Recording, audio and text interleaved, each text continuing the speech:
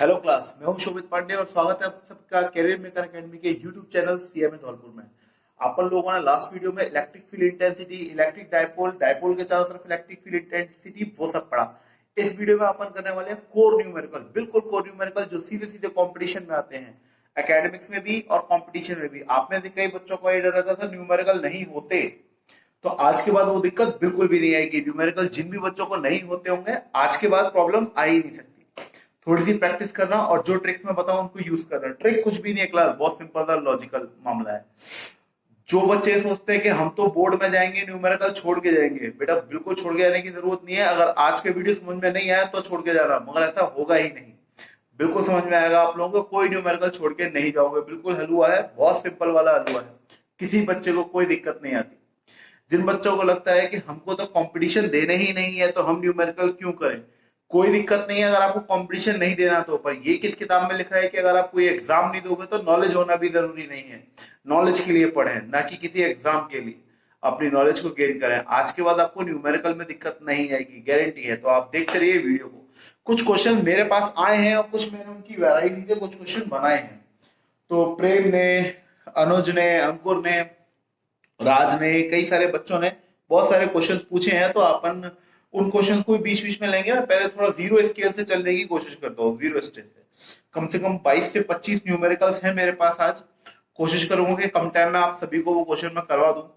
Questions लिखे हुए हैं आपको डिस्क्रिप्शन में, एक साथ क्वेश्चन ही लिखे हुए हैं और क्वेश्चन के तक बस इनका आंसर है, सॉल्व मैं यहाँ पे करूंगा। तो आप लोगों को करना कुछ भी नहीं है, डिस्क्रिप्शन में से इनके लिंक है, वो आप क्वेश्चन उतार लीजिएगा और आंसर यहाँ से देखते हुए मेरे संग चलते रहिएगा। ठीक है, वीडियो को लाइक शेयर नहीं किया हो तो फिर पहले से ही कर दें, चैनल को सब्सक्राइब कर दें जो भी नए व्यूअर्स हैं। बाकी स्टूडेंट्स अभी ध्यान से सुनना, क्योंकि अपन को ऑलमोस्ट 1 घंटे के वीडियो में 25 सवाल के आसपास करने हैं, तो टाइम कम है और काम बहुत ज्यादा है। तो देखते रहिए, स्पीड थोड़ी फास्ट रहेगी, आप बीच में पॉज कर करके और बैक कर करके देखते रहिएगा। फास्ट अंदर समझ में सवाल है, चिंता मत करना। सबसे पहला सवाल है, an electron and a proton is placed in a uniform electric field, find the ratio of their acceleration. एक इलेक्ट्रॉन और एक प्रोटॉन को यूनिफॉर्म मतलब एक जैसी इलेक्ट्रिक फील्ड में रखा गया है, मतलब एक ही इलेक्ट्रिक फील्ड है, उसमें इलेक्ट्रॉन को भी रखा गया है और प्रोटॉन को भी रखा गया है, तो उनके एक्सेलरेशन का रेशियो निकालो। बहुत सिंपल, बहुत आसान। सबसे पहला काम, ये क्वेश्चन नंबर 1 है मेरा। ठीक है, तो इलेक्ट्रिक फील्ड इंटेंसिटी का फॉर्मूला क्या होता है? तो आप बोलेंगे sir F upon Q not, है ना। अब यहां पर मैं अगर इलेक्ट्रॉन के लिए लूंगा तो ये क्यू ई आ जाएगा, है ना। और एक्सेलरेशन के लिए मैं लिख सकता हूं F इक्वल्स टू ma, क्योंकि एक्सेलरेशन पूछा है तो फोर्स का वो फॉर्मूला यूज करने वाला हूं जिसमें एक्सेलरेशन आता है, वो जाहिर सी बात है यही वाला फॉर्मूला है। ठीक है, अपॉन क्यू ई, तो ये इलेक्ट्रॉन के लिए है तो यहाँ पर ई और ई लग गया, तो ये हो गया मेरा MeAe अपॉन क्यू ई, ये फर्स्ट इक्वेशन हो गई। और इसी प्रकार से प्रोटॉन के लिए मैं निकाल लूंगा MpAp अपॉन QP। इन दोनों का मैंने रेशियो लिया क्योंकि वो रेशियो ही पूछ रहा है मेरे से, तो मैंने लिया इलेक्ट्रॉन के इलेक्ट्रिक फील्ड का। और क्या ये दोनों सेम है क्लास? पहले तो यही बता दो, क्योंकि दोनों को सेम इलेक्ट्रिक फील्ड में रखा गया है, तो मतलब इलेक्ट्रिक फील्ड तो दोनों के लिए यही रहेगी, तो इसके लिए ये दोनों सेम है। ठीक है, इलेक्ट्रिक फील्ड प्रोटॉन के लिए और इलेक्ट्रिक फील्ड इलेक्ट्रॉन के लिए, दोनों के लिए सेम है। अब इसको और इसको रखा मैंने, तो MeAe upon MpAp upon QP। क्या इलेक्ट्रॉन पे चार्ज और प्रोटॉन पे चार्ज का मैग्नीट्यूड सेम होता है? Yes sir, 1.6 into 10⁻⁻19 coulomb. ये और ये कट के 1 हो गया, तो 1 is equals to MeAe upon MpAp। क्योंकि मेरे को इन दोनों का रेशियो निकालना है तो क्रॉस मल्टीप्लाई कर देंगे, इसको नीचे Mp को ऊपर, Mp upon Me is equals to Ae upon A. This is the ratio of the acceleration of electron and acceleration of proton. Mass of proton, mass of electron, इसकी value भी लिख सकते हैं क्लास। बिल्कुल, mass of proton होता है 1.67 into 10 to the power minus 27 upon 9.1 into 10 to the power minus 31। इसको further solve किया जा सकता है, पर एग्जाम में इतना डीप क्वेश्चन नहीं पूछते, सिर्फ या रेशियो तक का आंसर आता है। उम्मीद है आपको आ गया होगा। ठीक है, बढ़ते हैं सेकंड क्वेश्चन की तरफ। सेकंड क्वेश्चन क्या है? ये वाला क्वेश्चन आपकी बुक का जो एनसीईआरटी नहीं, सॉरी, स्टूडेंट एडवाइजर की बुक का एमसीक्यू है शायद। ठीक है, अब एमसीक्यू में ही लास्ट एमसीक्यू में देखना आपको एक और क्वेश्चन मिलेगा जो कि यहाँ पर एक बच्चे ने मेरे से पूछा है। क्वेश्चन ये है कि two unlike charges equal in magnitude are placed at some distance and the force of capital F newton act between them. दो अनलाइक चार्जेस रखे हुए हैं जिनका मैग्नीट्यूड सेम है, कुछ डिस्टेंस पे रखे हुए हैं, उनके बीच में कैपिटल एफ न्यूटन का फोर्स लग रहा है। बहुत बढ़िया, बहुत सुंदर। If 75% of charge from one is transfer to another, पहले वाले चार्ज से 75% चार्ज दूसरे वाले चार्ज में ट्रांसफर कर दिया गया, how much would the value of force become. तो अब फोर्स की वैल्यू कितनी हो जाएगी, ये क्वेश्चन पूछ रहा है। देखिए अपने पास एक चार्ज था Q, दूसरा चार्ज था Q, they are separated some distance by r। इस कंडीशन में इसके ऊपर फोर्स लग रहा था F न्यूटन, ठीक है, कोई दुख नहीं। अब इस वाले चार्ज में से 75% लेकर इसमें डाल दिया गया, 75% इसमें से लेकर इसमें डाल दिया गया, तो इसमें से तो 75% चला गया ना। 75% किसका, इतने चार्ज का 75%, तो मतलब 75% ऑफ Q, सही कह रहा हूं गलत कह रहा हूं भाई, 75% ऑफ विच क्वांटिटी, तो 75% of Q is transferred from here to there, तो 75% of Q, तो मैं बोलता हूं तो ये चार्ज कितना रहेगा, इसको 1 मान लेता हूं, है ना। Q1 कितना रहेगा सर, Q था पहले, अब इसमें से 75% ऑफ Q, तो परसेंट के लिए डिवाइड में 100 लगाते, जानकारी है आप लोगों को, तो 75/100 Q, ये अब इस चार्ज की वैल्यू रह जाएगी। पहले कितनी थी Q, अब उसमें से इतना चार्ज कम हो गया, अब वैल्यू कितनी हो गई है 25/100 Q, यानी कि Q/4, और इसमें डाल दिया गया, ये कितना हो जाएगा, तो ये हो जाएगा, पहले कितना था Q, अब इसमें ऐड हो जाएगा ये 75% के लिए 100 into Q, तो इसको क्या अपन ने, तो Q2 बिकम 175 Q/100, इसको 25 से काट दो, जो कितना है 7/4 Q, तो ये हो गया Q2। Q1 आ गया अपन का और Q2 आ गया। Q1 कितना आया Q/4, Q2 कितना आया 7/4।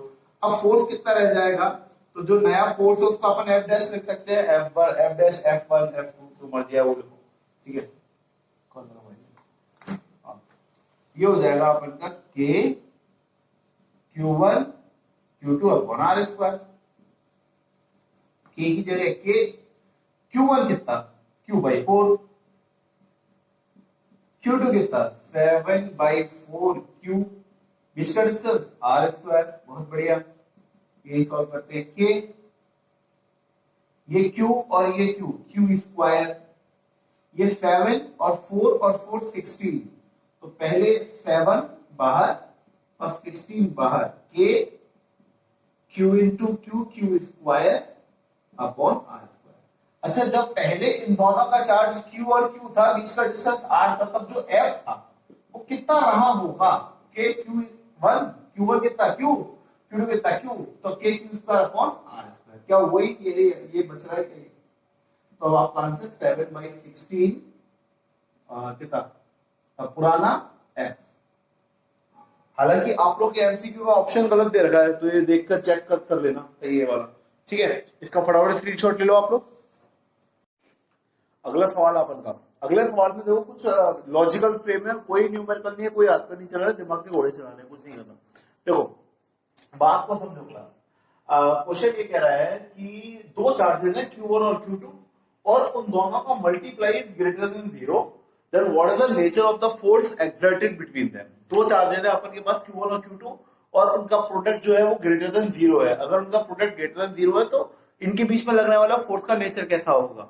इसका वाइस वर्सा क्वेश्चन भी आता है, पहले ये कर लेते हैं, ठीक है। रणदीप का पूछा हुआ सवाल था, बेसिकली मैंने पूछा था रणदीप से, ठीक है। रणदीप गौर करना बेटा, बाकी सब भी गौर करें। दो चार्जेस का प्रोडक्ट ग्रेटर देन 0 का पता है, देखो पॉजिटिव पॉजिटिव होते तो ग्रेटर देन 0 आता है, और दो नेगेटिव क्वांटिटीज मल्टीप्लाई होती है तो नेगेटिव और नेगेटिव मल्टीप्लाई होकर पॉजिटिव आता है। सपोज करो अगर यहाँ पर एक क्वांटिटी +5 कूलम होती है, दूसरी -2 कूलम होती, तो मल्टीप्लाई करने पर क्या आता है -10 कूलम, तो नेगेटिव क्वांटिटी आती जो कि लेस देन 0 है। पर ये कह रहा है कि दो चार्जेस का प्रोडक्ट ग्रेटर देन 0, तो दो चार्जेस का प्रोडक्ट ग्रेटर देन 0 जब हो सकता है जब वो दोनों या तो पॉजिटिव हो या नेगेटिव हो, क्योंकि पॉजिटिव और पॉजिटिव का मल्टीप्लाई ग्रेटर देन 0 होता है, सॉरी, या नेगेटिव और नेगेटिव का मल्टीप्लाई ग्रेटर देन 0 होता है। तो इस केस में अपन क्या कह सकते हैं कि या तो दोनों पॉजिटिव होंगे या दोनों नेगेटिव होंगे, और इन दोनों ही केसेस में लाइक चार्जेस हैं, तो लाइक चार्जेस विल ऑलवेज क्या होते हैं, लाइक चार्जेस अट्रैक्ट या रिपेल। भाई या तो पॉजिटिव और पॉजिटिव का मल्टीप्लाई पॉजिटिव आएगा, नेगेटिव और नेगेटिव का आएगा, दोनों लाइक चार्जेस क्या करते हैं, रिपेल। सही बात है ना क्लास? तो ये रिपेल करेंगे। दूसरा क्वेश्चन है इसी में Q1 Q2 लेस देन 0, तो इसका मतलब बता दो। Q1 Q2 लेस देन 0 का मतलब क्या होगा, ये दोनों क्या करने वाले हैं, ये दोनों अट्रैक्ट करेंगे, क्योंकि एक पॉजिटिव होगा और एक नेगेटिव होगा, तभी तो इन दोनों का मल्टीप्लाई लेस देन 0 आने वाला है। एक पॉजिटिव है और एक नेगेटिव है, इसलिए इनका मल्टीप्लाई हमेशा नेगेटिव आएगा जो ग्रेटर देन 0 है। अगर इस केस में है तो ये अनलाइक चार्जेस हैं, और अनलाइक चार्जेस अट्रैक्ट करते हैं। समझ में आया ये वाला क्वेश्चन आप लोगों को? फटाफट समझ लीजिए इसको भी। अगला सवाल क्वेश्चन अपन का सामना करता है बैलेंसिंग वाले क्वेश्चन से। बैलेंसिंग वाले अपन 4 से 5 क्वेश्चन करने वाले हैं। 4 से 5 क्वेश्चन में अपन सारी टर्म जितनी भी वैरायटी है सब कवर करने की कोशिश करेंगे। बैलेंसिंग फोर्स क्या है, बहुत बेसिक बात पे चल रहे हैं, मतलब बैलेंसिंग वाला आपको लगेगा कि टफ क्वेश्चन है, पर ये बेसिकली टफ की कैटेगरी में नहीं आते, आपको आता नहीं हो बात अलग। What should be the magnitude of electric field intensity that balance the weight of an electron? देखिए, एक इलेक्ट्रॉन को अगर मैंने छोड़ा, इलेक्ट्रॉन का वेट क्या करने वाला है, उसको ग्रेविटी की तरफ ले जाएगा, डाउनवर्ड। अगर मैं नीचे की तरफ एक नेगेटिव प्लेट लगा दूं, जैसे ये नेगेटिव प्लेट है, ये इलेक्ट्रॉन है, ठीक है, मैं एक इलेक्ट्रॉन ले ही लेता हूं, ये रहा इलेक्ट्रॉन। इलेक्ट्रॉन नहीं है, बॉल है, मान लो यार तुम इलेक्ट्रॉन है, फील करा तो नेगेटिव इलेक्ट्रॉन है ना, ये रहा इलेक्ट्रॉन, हंस रहा है अभी, है ना, ये नेगेटिव प्लेट है और ये मेरा इलेक्ट्रॉन है। तो ये इलेक्ट्रॉन को जब मैं छोड़ता हूं तो वेट की वजह से तो जाता है नीचे, W=mg। बट अगर ये वाली प्लेट ही मैं नेगेटिव कर दूं तो ये नेगेटिव से ये नेगेटिव रिपेल होगा, तो रिपेल की वजह से इसकी इलेक्ट्रिक फील्ड ही तो रिपेल करेगी इसको। तो हमको वो पता करनी है कि कितनी इलेक्ट्रिक फील्ड होगी जो mg के बराबर हो। जितना नीचे mg लग रहा है उतने ही ऊपर अगर इलेक्ट्रिक फील्ड फोर्स लगा दे तो ड्रिंग हवा में घूमता रह जाएगा, कुछ नहीं जा पाएगा। आया समझ में? कुछ नहीं है न्यूमेरिकल, कुछ नहीं है, तुमने हुआ बना रखे, ये होते नहीं है कि ये होते नहीं है कि कुछ नहीं होगा, कि खा जाएगा न्यूमेरिकल के 2-4 बच्चे गायब होगा हमारी क्लास के, कुछ नहीं होगा।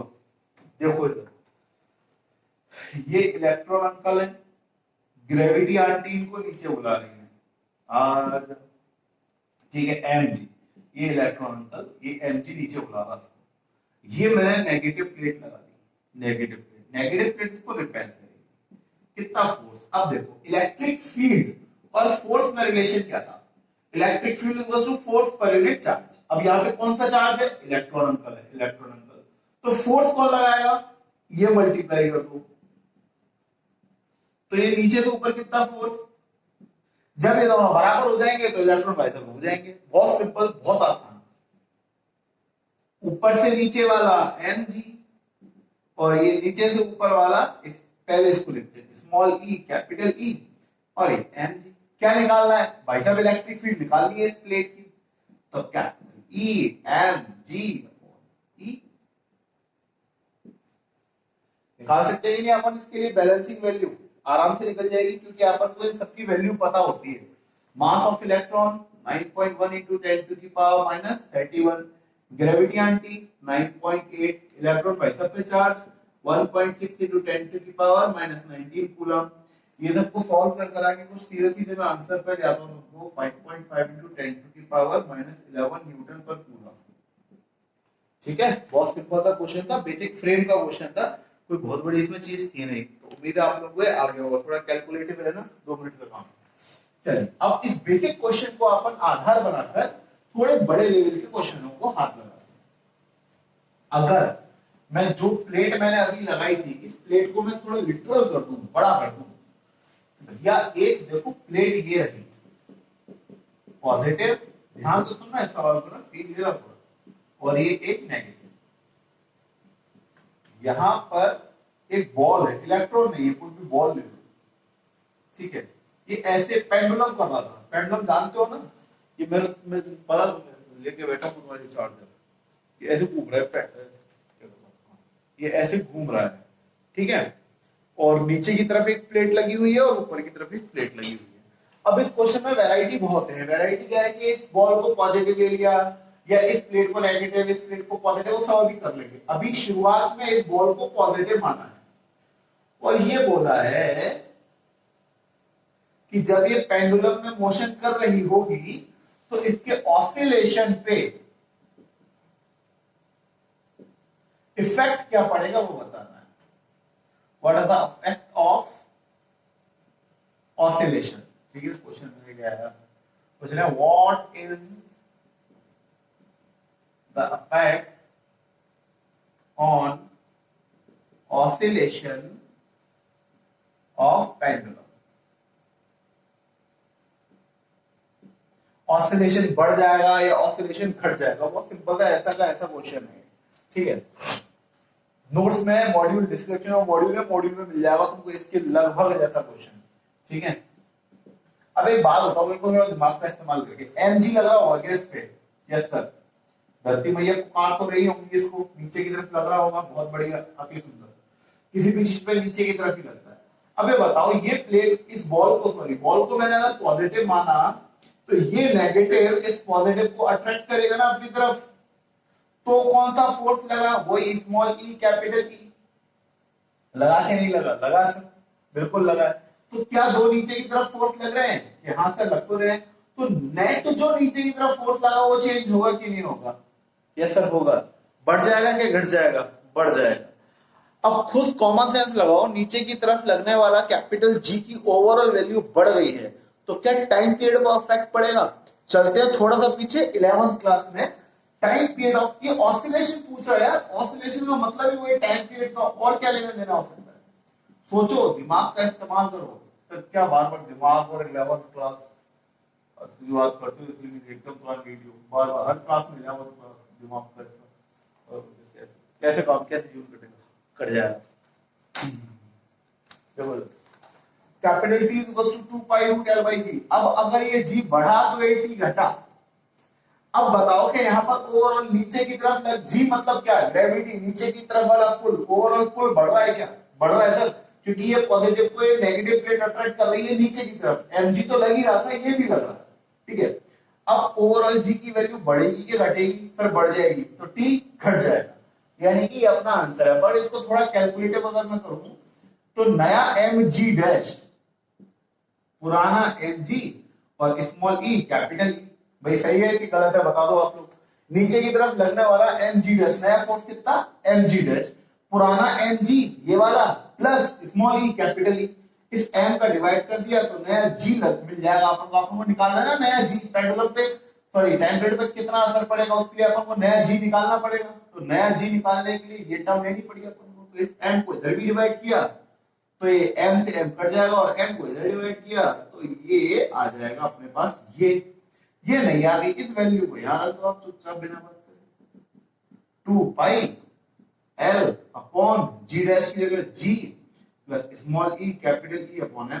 अब बताओ पुरानी ग्रेविटी में कुछ जोड़ा है? जोड़ा ही तो है, घटाया तो नहीं है। जोड़ा है तो वैल्यू बढ़ी कि घटी? अगर स्मॉल g में वाली वैल्यू जोड़े तो बढ़ जाएगा। ये बढ़ गया, ये घट गया, तो टाइम पीरियड का क्या हुआ? घट गया। As G plus small e capital E m is overall greater by capital G, so capital T decreases। Capital T क्या हो जाएगा क्लास? डिक्रीज हो जाएगा। बात समझ में आई होगी, उम्मीद है आप लोगों को। Capital T overall capital T decrease होने वाला है। चलिए बहुत अच्छी बात है। इसको थोड़ा लॉजिकल और समझिए, मैथमेटिकल के अलावा। मान लो कैपिटल टी मतलब टाइम पीरियड, टाइम पीरियड घट रहा है ना। जैसे पहले मान लो कि 2 मिनट था तो अब 1 मिनट हो गया, यही तो मतलब हुआ। ये पॉजिटिव है मान लो, कैसा है? पॉजिटिव। ये प्लेट नेगेटिव, तो ये स्ट्रक्चर बन रहा है अपना। जैसे बॉल पॉजिटिव थी, नीचे वाली प्लेट कैसी थी? नेगेटिव थी। वैसे ही थोड़ा इमेजिन करते हैं, ये कैसा है? पॉजिटिव, ये कैसा है? नेगेटिव। जब ये ऊपर जा रहा होगा तो ये इसको नीचे बुलाएगी ना, अट्रैक्ट करेगी ना? हाँ या ना? जब ये ऊपर जाएगा तो ये नेगेटिव प्लेट, इसको देखो इधर डायग्राम में बाजू में बुला रही होगी, तो जल्दी आएगा ना नीचे, है ना। तो पहले जो ये अपना मोशन कर रहा था, मान लो यहां से लेकर यहां तक में 2 मिनट लगा रहा था, अब वो सारा काम कैसा हो जाएगा। और जब ये इधर नीचे से ऊपर जाएगा, ऊपर की तरफ जब ये जा रहा होगा, तो ये पॉजिटिव ऊपर लगा है, ये इसको रिपेल करेगा, रिपेल करेगा तो जल्दी नीचे आएगा। और जब ये नीचे से इधर से ऊपर जाएगा तो ये रिपेल करेगा, ये अट्रैक्ट करेगा, तो ये जल्दी जल्दी काम करना चालू हो जाएगा ना इसका। ऊपर जाएगा तो ऊपर वाला रिपेल करेगा और नीचे वाला अट्रैक्ट करेगा, तो फटाफट फटाफट होना चालू हो गया ना। तो कहां पहले 2 सेकंड में जा रहा था, कहां वो आधी सेकंड में मूव हो रहा है, तो घटा के बड़ा टाइम घट गया ना, पहले 2 सेकंड अब आधा सेकंड घटा ना, वही कह रहे हैं अपन, टाइम विल डिक्रीज। तो ये फर्क पड़ा इसके ऑसिलेशन में। अब बताओ किसमें वैरायटी देख लो, क्वेश्चन नहीं करवा रहा हूं, ये वैसे तुम्हारा क्वेश्चन नंबर 6 था, ठीक है, और वैसे 5 वाला इसके ऊपर वाला तो मैंने बताया था इलेक्ट्रॉन वाला, 6 वाला क्वेश्चन। अब इसकी वैरायटी क्या है, इसकी वैरायटी क्वेश्चन नंबर 7, इस बॉल को कर दो नेगेटिव, ठीक है, कर लेना अपने आप में, तो तुमको बस बता रहा हूं कि क्वेश्चन को कैसे करना है, सारे क्वेश्चन थोड़ा कर रहा हूं यार। ये नेगेटिव, जब ये बॉल ऊपर जाएगी तो ये इसको अट्रैक्ट करेगा ना, ये तो पॉजिटिव है, और पॉजिटिव नेगेटिव कहेगा कि भैया तू यहीं रह, तू नीचे काहे जा रही है, यानी कि यार ग्रेविटी आंटी भी तो बुला रही है, कि ग्रेविटी आंटी तो बुला रही है, ये नीचे ये भाई साहब भी तो नेगेटिव तेरे को रिपेल कर रहे हैं, ग्रेविटी आंटी तो बुला रही है मगर नीचे नेगेटिव ताऊ जी भी तो खड़े हैं, ये क्या कह रहे हैं, तू ऊपर ही रहे, पॉजिटिव ऊपर अट्रैक्ट कर रहा है, नेगेटिव नीचे से ऊपर रिपेल कर रहा है। हालांकि ग्रेविटी बुला रही है तो आएगी तो सही वो, पर क्या जल्दी आएगी क्या लेट आएगी, ये बताओ, धीरे आएगी ना। इसमें क्या हो रहा था, ऊपर वाले केस में जल्दी आ रही थी, क्योंकि ये इधर से रिपेल कर रहा था, ये इधर से अट्रैक्ट कर रही थी। इसमें ये अगर बॉल नेगेटिव हो गई तो ये पॉजिटिव अट्रैक्ट और ये नेगेटिव उसको रिपेल करेगा, हाँ या ना। तो जब अट्रैक्ट होगा अटका रह जाएगा ना, धीरे धीरे आएगा, धीरे धीरे धीरे धीरे, ग्रेविटी उसको बुला रही है मगर नीचे वाली नेगेटिव उसको रिपेल भी करे, तो धीरे धीरे आएगा, आराम से घूमता हुआ। तो ओवरऑल फर्क क्या पड़ा है बताओ तो फटाफट मेरे को जल्दी जल्दी बताओ। टाइम पीरियड बढ़ गया, पहले 2 था तो आराम से 5-7 मिनट में आएगा वो, तो टाइम पीरियड इस केस में बढ़ जाएगा। तो बिल्कुल इसी तरीके से करके देखोगे आप लोग, क्या होगा पता है ना, बिल्कुल सिंपल है। यहां पर नेगेटिव आएगा, अगर ये चार्ज E की बजाय मैं माइनस ई कैपिटल ई लिखूंगा, समझ रहे हो ना, माइनस क्यों, क्योंकि मैंने क्वेश्चन में बोला है कि अब ये चार्ज, क्वेश्चन नंबर 7 की बात कर रहा हूं, अब ये चार्ज ये था नेगेटिव, तो यहां पर जो फोर्स लगेगा वो माइनस ई लगेगा ना। अरे F equals to Q into E होता है, Q अगर नेगेटिव है तो माइनस ई इंटू ई, तो उस वजह से यहां पर माइनस ई आएगा कि नहीं आएगा, तो यहां पे माइनस आएगा कि नहीं आएगा, तो यहां पे माइनस आएगा कि नहीं आएगा। तो ये वैल्यू G से कुछ घटा रहे हैं ना अपन, अरे दिमाग बुद्धि सीखी हो, G में से कुछ घटा रहे हो तो ओवरऑल वैल्यू G से कम हो गई ना, तो ये वाली वैल्यू बड़ी पहले से घटी, मान लो 9.8 है, G की वैल्यू मान के लो होती ही है, और ये क्या है स्मॉल ई कैपिटल एम, ये कुछ भी वैल्यू है, मान लो 1 है तो कम होगी नहीं फाइनल वैल्यू, G से कम होगी कि नहीं, तो ये वैल्यू घटी तो टाइम पीरियड बढ़ गया, मतलब पहले के कंपैरिजन में भी ज्यादा टाइम कंज्यूम करने वाला है।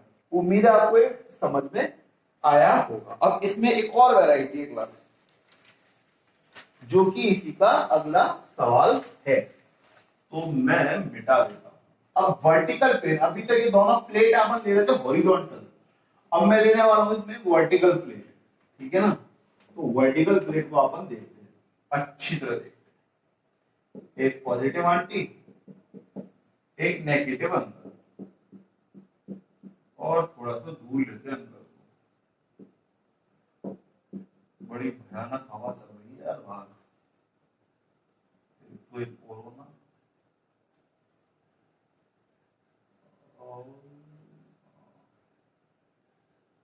अब सुनो ध्यान से, ये है सिस्टम। अब ये क्वेश्चन थोड़ा अच्छा हो गया, क्यों अच्छा हो गया, क्योंकि जब ये पेंडुलम ऐसे घूम रहा था, ये एंगल बना रहा है थीटा, देखो mg तो अब भी नीचे है, 11th में खूब चिल्ला है गाड़ी मार मार के, mg चेंज नहीं होता, कंपोनेंट बन जाते हैं वर्टिकल मोशन, वो पढ़ लेना, दिक्कत है तो बता दे। जब ये चार्ज, अब वही वाली चार्ज बात है, इसको पहले पॉजिटिव ले लो, कैसा ले लिया हमने, पॉजिटिव, दिख रहा है नहीं दिख रहा है, पॉजिटिव, ये पॉजिटिव चार्ज जब ऐसे जा रहा होगा, फील करने के लिए इसको पॉजिटिव ले लेते हैं अपन, ये भाई साहब ऐसे, ठीक है। जब ये यहां से यहां जाएगा, ये नेगेटिव प्लेट इस पॉजिटिव को अट्रैक्ट करेगी, तो फोर्स किधर लगा, इस पॉजिटिव चार्ज पे इधर, कितना लगा, Q इंटू ई, पॉजिटिव चार्ज है तो प्लस Q इंटू ई, इस चार्ज को इस इलेक्ट्रिक फील्ड की वजह से, इस प्लेट की इलेक्ट्रिक फील्ड की वजह से यहां फोर्स लग रहा है। और धरती मैया इसको नीचे बुलाई रही थी कि तू कहां इधर उधर चक्कर लगा रहा, तू नीचे आ। अब इस पर एक फोर्स इधर और एक फोर्स इधर, force is a vector quantity और दो डायरेक्शन में कंपोनेंट में लग रहा है। अब क्या होगा, ना ये इधर जाएगा ना ये उधर जाएगा, ये भाई साहब जाएंगे अब रिजल्टेंट पे, टेंजेंशियल, mg डैश। आया समझ में, आया समझ में। अब जरा इस सिस्टम को मैं यहां पे बना रहा हूं, ये QE इधर, ये mg इधर और ये mg डैश इधर। देखना जरा, ये एंगल है थीटा, भाई यही से तो एंगल बनाया है इसने। तो जरा इसमें mg डैश हाइपोटेनियस है, एंगल यहां बना हुआ है, तो जरा इसका अपन वैल्यू निकाल लें, तो mg square plus QE square, सही ना क्लास, बहुत बढ़िया। तो g डैश अगर मेरे को निकालना हो, mg square plus QE square under root upon m, ठीक है। कर सकते हैं अपन ऐसा, बिल्कुल कर सकते हैं। बेसिकली स्क्वायर स्क्वायर तुम देख लेना, तुम स्क्वायर स्क्वायर क्या देखो, फटाफट कैलकुलेट किया करो इसका। अब ये वाली वैल्यू मेरे को बताओ कि capital T equals to 2 pi root L upon G dash, तो 2 pi root L upon G dash मतलब ये G square plus QE upon M का होल स्क्वायर बढ़ा के घटा, बढ़ा तो टाइम पीरियड विल डिक्रीज, जैसे पिछले बाकी क्वेश्चनों में था, बिल्कुल का बिल्कुल वैसे ही रहेगा, ठीक है। यहाँ पे टाइम पीरियड जी बढ़ रहा है ना, प्लस हो रहा है, देखा करो बस, यहाँ पर प्लस है तो जी बढ़ रहा है और जी बढ़ रहा है तो टी घट रहा है।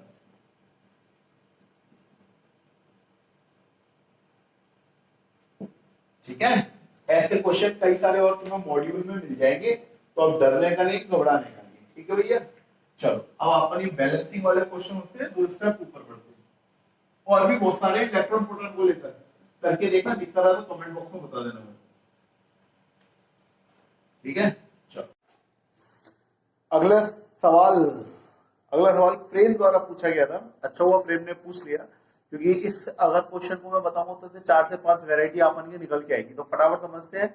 डिस्ट्रीब्यूशन ऑफ चार्ज का क्वेश्चन है, थोड़ा सा इसमें पुट है, पर मैं आपको भी पूरा बताता हूँ, पूरा समझना। क्वेश्चन दे रखा है, infinite number of charges each of charge q coulomb are placed along x axis at x equals to 1, 2, 4, 8 metre. What is the net electric field intensity at origin due to the whole system?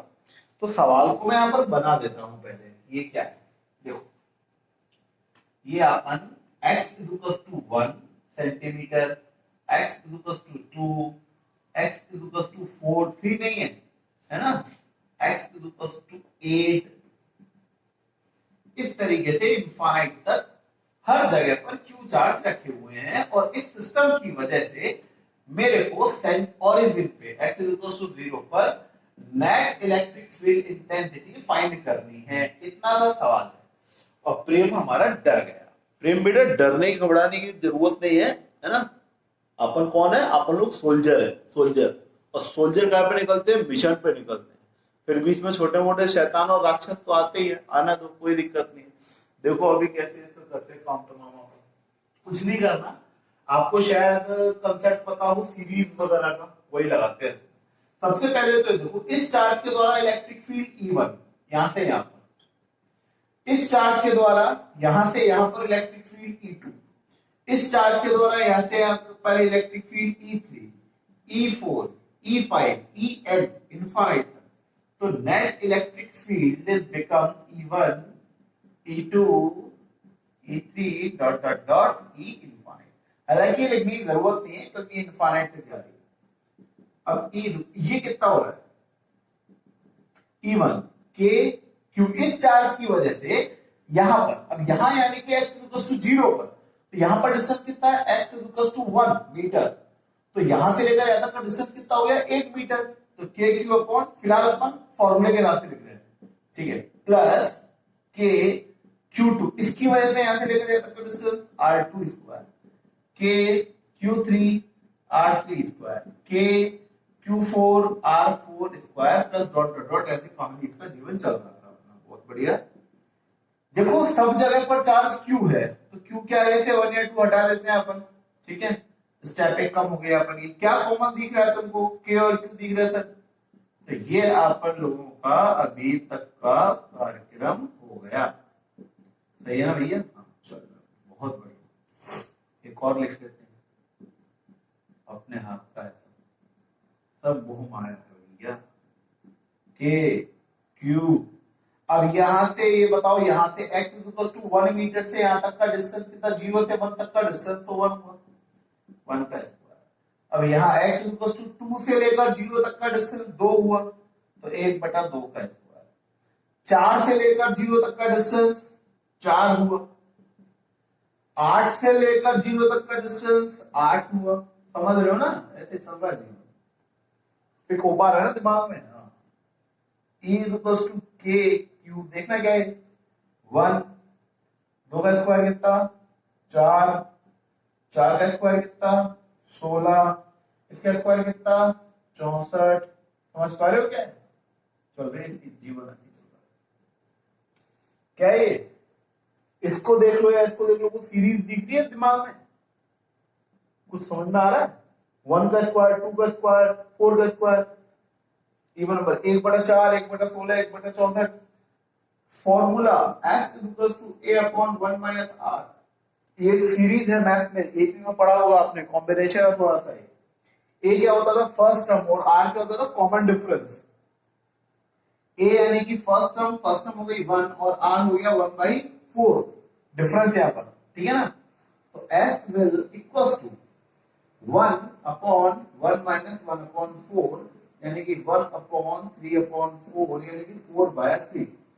ये इस पूरी series का सम। तो के Q तो पहले की तरफ थे ही बाहर, के क्यू, और अंदर वाले पार्टी का सम आया 4/3। तो आपकी नेट इलेक्ट्रिक फील्ड 4/3 के क्यू न्यूटन पर कूलम। क्या भाई यही आ रहा होगा, देखिए भाई फिर, ठीक है। चलो अब इसमें देखो वैरायटी, क्योंकि ये सवाल इस प्रकार के उठ ही गए हैं, तो इसमें मैं आपको कुछ और चीजें भी इनपुट कर देता हूं। अगर ये कॉन्जिक्यूटिव चार्जेस नेगेटिव भी होते, मतलब पहला चार्ज पॉजिटिव, दूसरा चार्ज नेगेटिव, फिर तीसरा पॉजिटिव, फिर चौथा नेगेटिव, तो अपन इसी फॉर्मूले को कैसे चेंज करने वाले थे वो समझ। शॉर्ट में बता रहा हूं, बाकी दिमाग का इस्तेमाल कर लेना।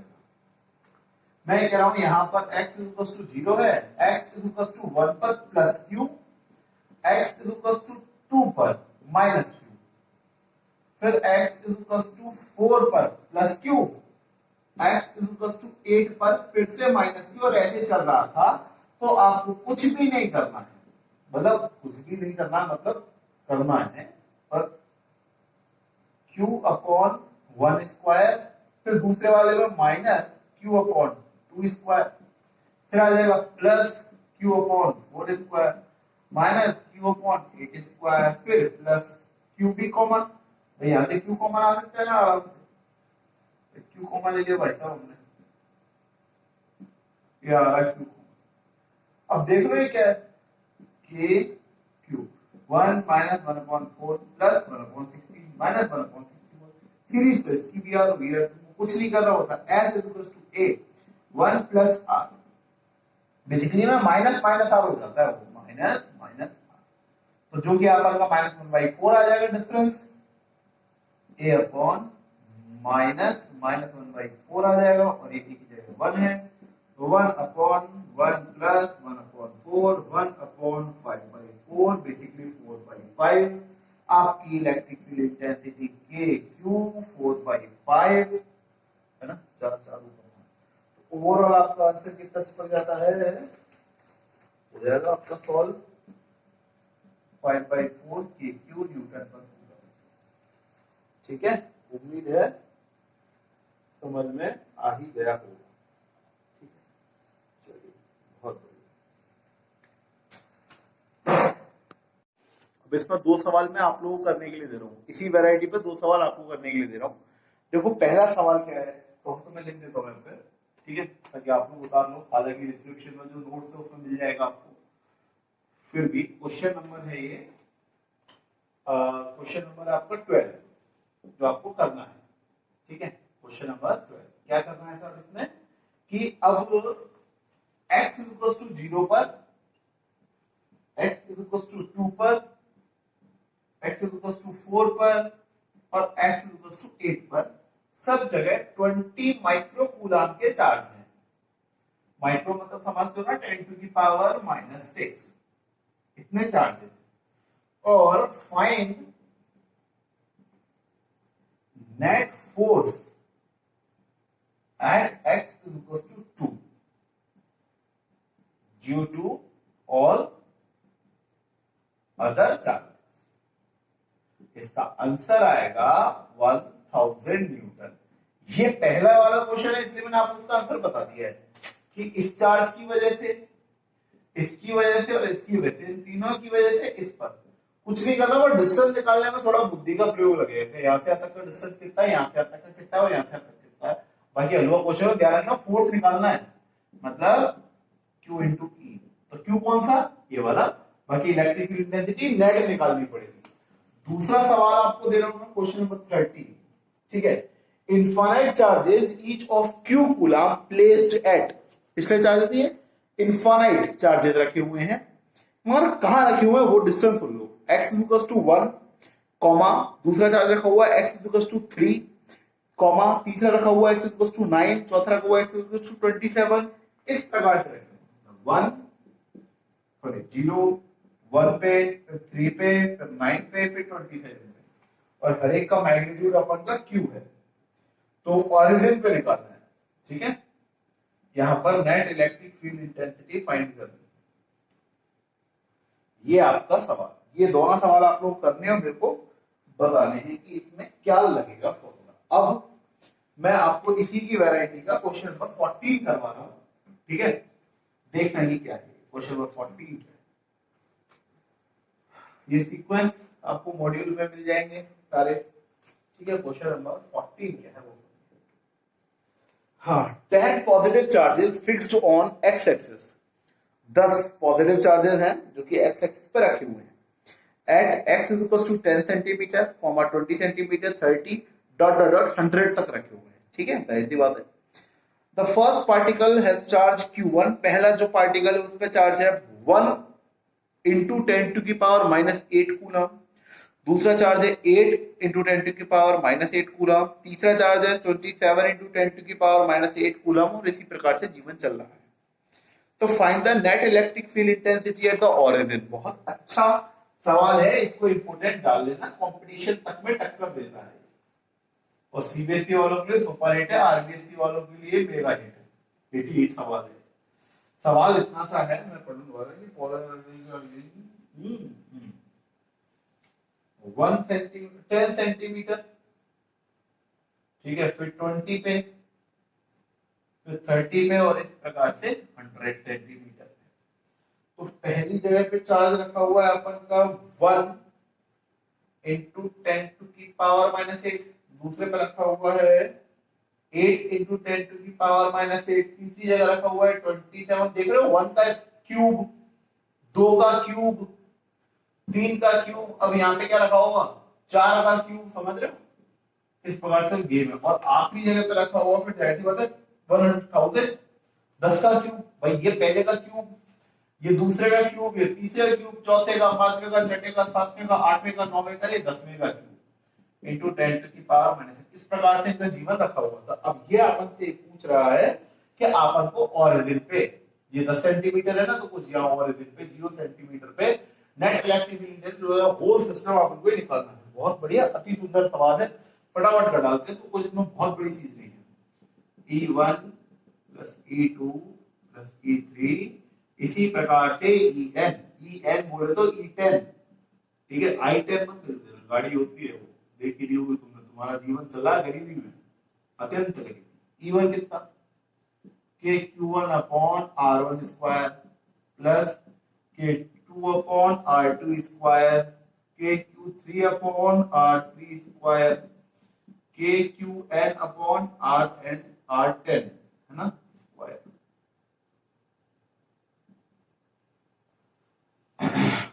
E इक्वल्स टू, ठीक है। अब दो के कांस्टेंट है, बाहर निकालो, क्या बचा Q1 कितना है 1 इंटू 10 टू की पावर -8, और यहां से 10 सेंटीमीटर है, तो 10 सेंटीमीटर का मतलब 10 इंटू 10 टू की पावर -2 मीटर, मगर उसका क्या स्क्वायर, समझ में आ रहा है। अब ये दूसरा Q2 कितना अपने पास 8 इंटू 10 टू की पावर -8 है ना, अपॉन में डिस्टेंस यहां से लेकर यहां तक का 20 सेंटीमीटर, यानी कि 20 इंटू 10 टू की पावर -2 और उसका स्क्वायर, प्लस अब तीसरी बार यही 27 इंटू 10 टू की पावर -8, डिस्टेंस इसका है 30 सेंटीमीटर, है ना, सही है ना, plus dot dot dot dot, इसी प्रकार से 1000 इंटू 10 टू की पावर -8, बहुत बढ़िया, इंटू 100 इंटू 10 टू की पावर -2 उसका स्क्वायर। बढ़िया, बहुत बढ़िया काम किया सर आपने, जीवन धन्य हो गया। जरा ये 10 टू की पावर -8 को कॉमन और ले लो तो और मजा आ जाए। तो k और 10 टू की पावर -8 आया कॉमन, कितना बचा 1, और नीचे क्या बचा देखना जरा, 10 टू की ये 10 इसका स्क्वायर, इधर कर रहा हूं साइड में या इधर ही कर दूं, इधर देख लो यार, 1 अपॉन 10 का स्क्वायर मतलब 100 इंटू 10 टू की पावर -2, अच्छा इसको ऐसे लिखो यार 10 का स्क्वायर, तो 10 टू की पावर 2 और 10 टू की पावर -2 का स्क्वायर, तो 10 टू की पावर -4, -4 और +2, -4 और +2 -2, इसको सॉल्व करके ये टक्का, प्लस इधर क्या बचा मेरे पास 8, समझ रहे हो ना बात को, इधर क्या बचा 8, अच्छा ये कितना बचा मेरे पास 20 का स्क्वायर कितना होगा, बताओ 20 का स्क्वायर कितना होगा सर 400 इंटू 10 टू की पावर -2 10 टू की पावर -4, अभी मैं 400 को 4 इंटू 10 टू की पावर 2 लिख सकता हूं ना भाई, बिल्कुल ठीक है। तो ये समझ में आया ना यार, 20 का स्क्वायर कितना हुआ 400, अब 400 का मतलब 4 इंटू 10 टू की पावर 2 है ना, तो मैं 400 की जगह लिख रहा हूं 4 इंटू 10 टू की पावर 2 प्लस ये 27 ऊपर है ना, ये 30 का स्क्वायर 900 इंटू 10 टू की पावर -4, अब ये 900 को क्या लिख सकता हूं 9 इंटू 10 टू की पावर 2, इसी प्रकार से ये 1000 बचा है यहाँ पर, -8 तो बाहर निकाल चुके हैं अपन, और ये 100 का स्क्वायर, तो 100 स्क्वायर, ठीक है ना, या एक काम करते हैं 10 इंटू 2 और ये हुआ 10 टू की पावर -4। अब ये 4 से 8 कितनी बार 2 बार, ये 9 से 27 कितनी बार 3 बार, ये 10 से 1000 कितनी बार, अरे 2 3, ये तो 3 ही बार है, 4 चाहिए थे ना, 100 इंटू 10 टू 2 0 है 2 0 है, तभी तो 4 होंगे, 100 का स्क्वायर 4, तो हमें गलत करवाते हो।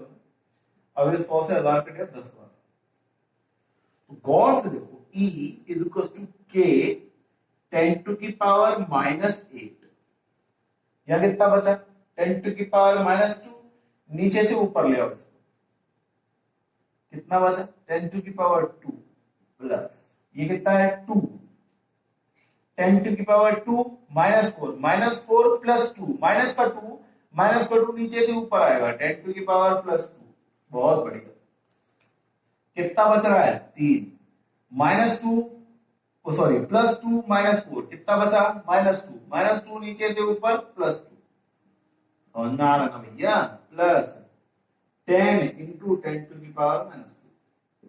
आ जाओ 10 to power 2 10 to power 2 10 to power 2 10 to power 2 सब कॉमन। तो इलेक्ट्रिक फील्ड बची k 10 to the power -8 10 to the power +2 +2 +2 +2 +2 common. ये सारा सामान पहले बार। अब क्या बचा, यहां पर कितना बचेगा 1, यहां पर कितना बचेगा, ये तो कॉमन आ चुका है 2, यहां पर कितना बचेगा, ये कॉमन आ चुका है तो 3। इसी प्रकार मतलब अब सीरीज बची 1 + 2 + 3 + डॉट डॉट 10। अब ये सीरीज आती कि नहीं आती है देखता हूं। E = k और ये कितना हुआ +2 और -8 10 टू द पावर -6 और वो सीरीज n into n + 1/2 ये तो आती होगी यार, तो बच्चे करते हैं, तो छोटे वाले वो भी नहीं करते इसको। k 10 to the power -6 n कितनी नंबर ऑफ टर्म्स है 10 10 + 1/2 10 और 1 11 11 into 10 110/2 55 is 55 into 10 to the power -6 into k। अगर k की टर्म में आंसर पूछे तो यहां लिखे आना, और अगर k की वैल्यू को रखने के लिए बोले तो एक आध स्टेप और आगे चले चलना।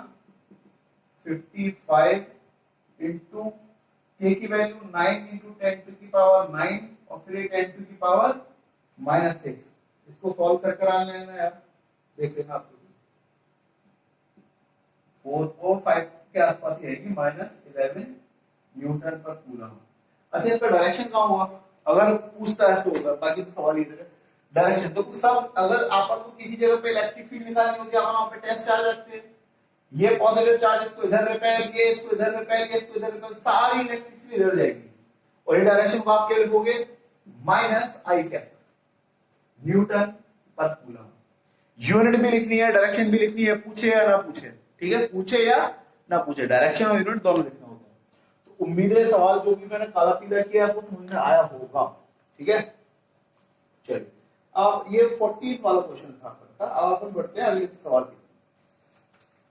हाँ, अब आते हैं कुछ डिस्ट्रीब्यूशन वाले क्वेश्चन है यार, बड़े जबरदस्त क्वेश्चन करते हैं। नहीं करेंगे तो क्या करेंगे, है ना, नहीं करेंगे तो क्या करेंगे। छोटे छोटे सवाल मासूम कई बच्चे कर नहीं पाते, पता नहीं क्यों नहीं कर पाते। अमन कुणाल कर पाते कि नहीं बेटा, अब तो हो रहे होंगे, चलो बढ़िया। अरे एक पता नहीं किसने कमेंट किया है कि सर आपको बॉयज की नाम याद रहते हैं क्या। अच्छा कॉमेडी ये है कि वो जिसने किया है वो पता नहीं कि वो लड़का है कि वो लड़की है, क्योंकि वो अलग ही नाम है उसका, पता नहीं क्या विंटेज कर याद रहते तो पता नहीं याद थोड़ी ना होते। खैर अब सवाल नंबर 15 डिस्कस कर देते हैं। Question number 15, 5 charges placed on the 5 edges of a hexagon, then find the net force on the center of hexagon। force means sorry field। hexagon 1 2 3 4 5 6 6 side वाला होता है, ठीक है भाई साहब। इसकी 5 साइड्स पे चार्ज रखा हुआ है, सेंटर पे निकालना है A B C D E centre पे निकाल, जहां पे निकालना होता है वहां पे अपन टेस्ट चार्ज रख देते हैं। ये देखो शॉर्ट में देखो, ये वाला चार्ज इस वाले चार्ज को जितने फोर्स से यहां रिपेल करेगा, साइड सबकी सेम है R D A, जो मानना है मान लो, सबकी सेम है। ये वाला चार्ज इस वाले चार्ज को यहां रिपेल करेगा, जितने फोर्स थे उतने ही फोर्स से ये वाला चार्ज इस चार्ज को इधर रिपेल करेगा। तो A और D की वजह से लगने वाला force FA is equal and opposite to FD, ठीक है। अच्छा इसी प्रकार से इन दोनों का खेल खत्म होगा, ये वाला चार्ज इस टेस्ट चार्ज को यहां रिपेल करेगा और ये वाला चार्ज इस टेस्ट चार्ज को यहां रिपेल करेगा। सो FE या FB is also equal to FE। इस B की वजह से लगने वाला फोर्स और E की वजह से लगने वाला फोर्स ये एक दूसरे का खत्म। तो 5 में से 4 चार्जेस ने तो कर दिया अपना कार्य। जब ये वाला चार्ज आया Fc, तो इसने इस चार्ज को यहां रिपेल किया। इन भाई साहब पे कोई चार्ज ही नहीं था, तो ये हंसते रह गए, तो भाई साहब तू कर ले, मेरे पास कुछ है ही नहीं। तो फाइनली नेट फोर्स इस डायरेक्शन में लगेगा और उस फील्ड का फॉर्मूला होगा, देखो फोर्स नहीं field, k q upon r square. Simple, यही आंसर। चार्ज क्यू है और डिस्टेंस आर है, आंसर और आया नहीं आया। ये मॉड्यूल में है तुम्हारे, डिस्टेंस ये आर है, तो इधर निकाल लेना डिस्टेंस जो भी गिवन होगा, पर कांसेप्ट यही लगेगा। ठीक है, चलो ये क्वेश्चन नंबर 15 हो गया तुम्हारा।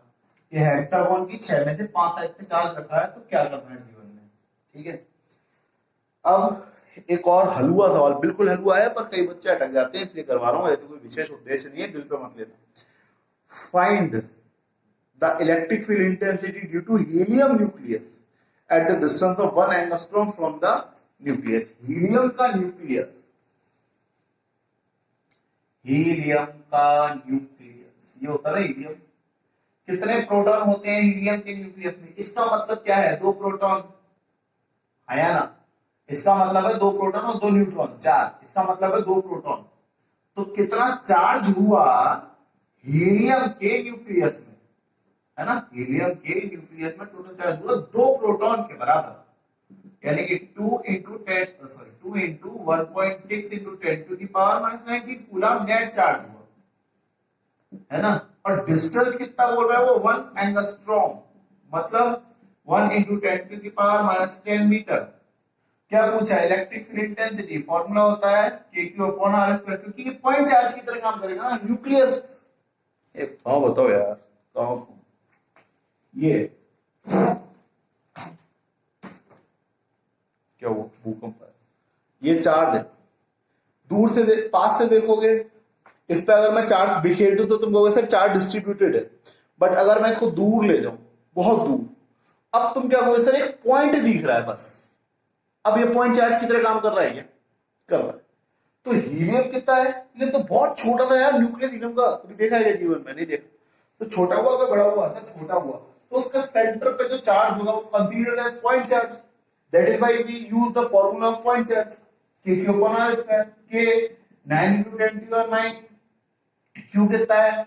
2 into 1.6 into 10 to the power minus 19 upon distance 10 to the power minus 10। इसको सॉल्व करेंगे, देखते रहना, ठीक है? कर लेना सॉल्व, बस समझाने के लिए बताया था कि ऐसे भी सवाल आ सकते हैं। चलो ये क्वेश्चन नंबर तुम्हारा 16वां था। अब करते क्वेश्चन नंबर 17वां। ये देखते हैं कैसा सवाल। ज्यादा सवाल नहीं बचे, मत आना है ना। हाँ 2-4 सवाल बचे हैं बस। Question number 17,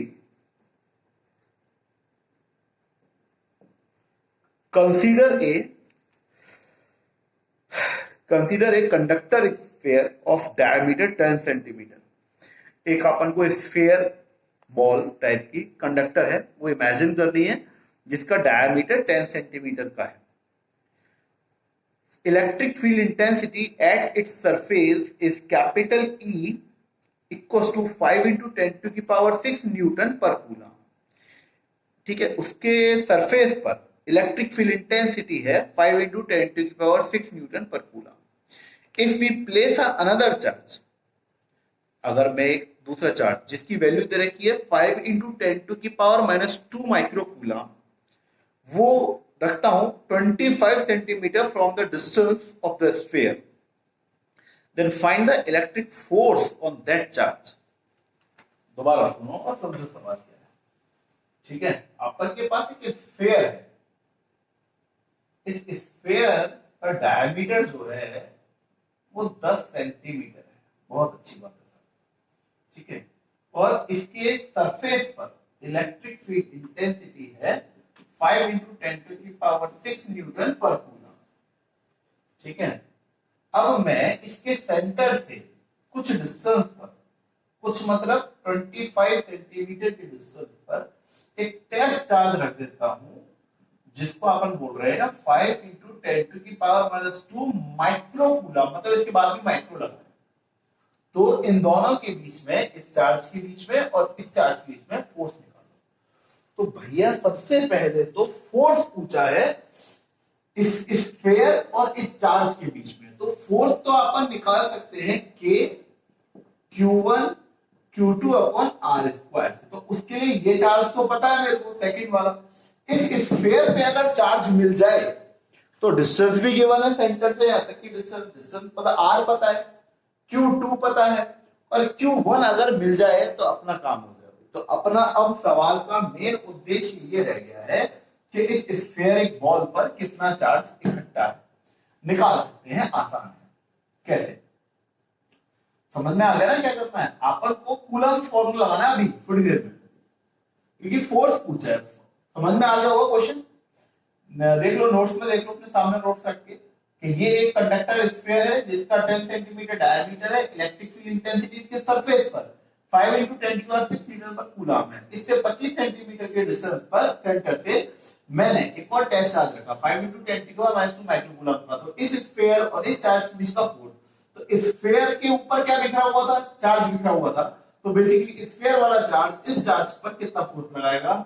F = K Q1 Q2 upon r square formula है, जहां पर मेरे को Q2 पता है 5 × 10⁻⁻² कूलम है, माइक्रो कूलम है।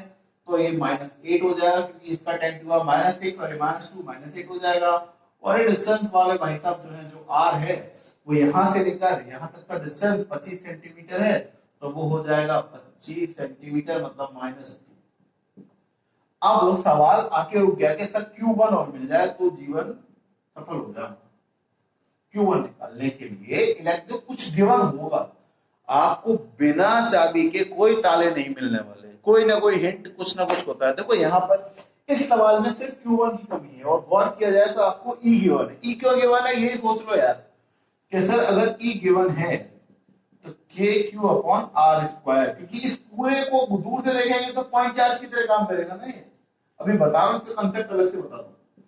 K की जगह K मत रखना है, K की वैल्यू, Q कितना है वो निकालना है। तो E × r square upon K, क्योंकि आपको क्या निकालना है? Q निकालना है। तो आर स्क्वायर गया इधर, K आया नीचे, इस Q को मैं इधर लिखता हूं, ठीक है। E की वैल्यू पता है क्या अपन को? Yes sir, 5 × 10⁻⁶। R बोले तो क्या, दिमाग का इस्तेमाल करो, यहां से लेकर यहां तक का डिस्टेंस, क्योंकि इस पूरे चार्ज का सेंटर तो यही जगह मान लेंगे ना अपन, यहां से लेकर यहां तक का डिस्टेंस। क्योंकि ये जो इलेक्ट्रिक फील्ड है कहां पर है? क्वेश्चन में देखो सरफेस पर है। तो यहां से लेकर यहां तक का डिस्टेंस, यानी कि इसका रेडियस निकालना है। अब ये बताओ कि डायामीटर कितना है? 10 सेंटीमीटर। 10 सेंटीमीटर का मतलब 0.1 मीटर। तो D/2 करेंगे तो आएगा अपन का R, यानी कि 0.05 मीटर। इसका डिवाइड 2 से करा तो डिस्टेंस आया, डिस्टेंस आया 0.05 का स्क्वायर अपॉन K। आ रहा समझ? बहुत बढ़िया। तो ये Q मिल गया मेरे को। अब ये Q को मैं यहां रख देता हूं, यानी कि 5 × 10⁻⁶ 0.05 का स्क्वायर अपॉन K। थोड़ा देखो, इसको सॉल्व करने की अगर मैं कोशिश करूं, 5 × 10⁻⁶ ऊपर, ठीक है, ये 0.0 का, तो 0.05 का मतलब होता है 5 × 10⁻⁻² का स्क्वायर। तो 5 × 10⁻⁶, 5 का स्क्वायर 25, और ये माइनस का 4, नीचे के चल रहा है यार, तुमको हर चीज समझानी पड़ती है, गंवार हो जाएगा। तो 5 10⁻⁶, 25 × 10⁻⁻4 के, है ना? 25 × 5 125 × 10⁻⁶ और -4 10⁻2 अपॉन K। तो इस पूरे कार्यक्रम की जगह अपन 125 × 10⁻2 अपॉन K भी प्रदान कर सकते हैं। K की जगह K, Q1 की जगह 125 × 10⁻2 अपॉन K, और Q2 की जगह 5 इंटू 10⁻⁻8 और बीच का डिस्टेंस यानी कि r यानी कि 25 इंटू 10⁻⁻2 स्क्वायर। समझ में आया मैंने k की वैल्यू क्यों नहीं रखी थी? खून खराब हो गया, लड़ाई झगड़े हो गए, कट गए दोनों। 125 इंटू 5 625 10⁻2 और ये -8 तो 10⁻⁻6 25 का स्क्वायर 625 है, बहुत बढ़िया। और ये -4 f इज इक्वल टू ये ऊपर 10⁻⁻2 बचेगा तो फोर्स आएगा 0.01 न्यूटन। आया दोस्तों समझ में? उम्मीद है आ रहा हो। ठीक है, तो देख लें सवाल को अच्छी तरह। अब अपन कुछ चीज समझते हैं जो इस क्वेश्चन में, जो इस कंसेप्ट में यूज हुआ है। ठीक है, उस चीज को अब अपन समझते हैं अच्छी तरह। क्या यूज हो गया सर? वो पता ही नहीं पड़ी। इसमें कंसेप्ट यूज हुआ है कि अगर मैं किसी कंडक्टर को चार्ज दूंगा तो क्या होगा। देख लो, अच्छी तरह समझ लो, बहुत आगे तक ये काम आएगा। गॉस लॉ आएगा, गॉस लॉ की एप्लीकेशन में ये सब चीजें आने वाली है, तो बहुत बहुत बहुत बहुत ध्यान से सुनना मेरी बात को। एक चार्ज है, एक कंडक्टर है, मेटल है, कंडक्टर है, लोहे की बोल है ना, कंडक्टर है। इसको मैंने चार्ज दिया तो चार्ज का ही अटक जाएगा क्या? नहीं, पूरे पे यूनिफॉर्मली डिस्ट्रीब्यूट हो जाता है, यूनिफॉर्मली डिस्ट्रीब्यूटेड हो जाता है। कहीं पर लोहे का कॉपर का तार जा रहा हो, बिजली की लाइन, वहां पे आप एक लोहे की डंडी से पकड़ लेना उसको, तो बकायदा पूरे वायर का जो चार्ज है वो आपकी डंडी से, लोहे की रॉड से होता है, आपके पास है ना, बढ़िया फील आएगा, जीवन के मजे आ जाएंगे। इससे क्या सिद्ध होता है कि चार्ज यूनिफॉर्मली डिस्ट्रीब्यूट होता है, हर जगह बराबर बराबर बराबर डिस्ट्रीब्यूट हो जाता है। लोहे का कंडक्टर, अगर ये कंडक्टर सॉलिड है तो भी, और फिलहाल हॉलो है तो भी, अगर इस पर क्यू चार्ज डाला और सेंटर से आर डिस्टेंस पर इसकी इलेक्ट्रिक फील्ड इंटेंसिटी निकालनी है तो ये पॉइंट चार्ज की तरह ही काम करने वाला है। आया कंसेप्ट समझ? एक कंडक्टर है, चाहे हॉलो है चाहे सॉलिड है, उसको आपने चार्ज दिया तो चार्ज डिस्ट्रीब्यूट हो गया। अब वो जो पूरी बॉल जो है वो दूर से देखो आप, जैसे मैंने बोला था ना कि इसके सरफेस पे चार्ज डिस्ट्रीब्यूट हो गया। कैसा दिख रहा है? सब बहुत बड़ी दिख रही है, पूरे सरफेस पे चार्ज है ना। मैं बना देता हूँ लो तुम्हारे लिए संतुष्टि के लिए। ये पूरे सरफेस पर मैंने बहुत सारा इस पे चार्ज कर दिया। अब ये जब तक ये तुम्हारे पास है जब तक तो ये तुम्हें बहुत बढ़िया दिखाई दे रही होगी, तो बहुत सारा चार्ज है। अब क्या दिखाई दे रहा है सर? एक पॉइंट चार्ज है। आया समझ में?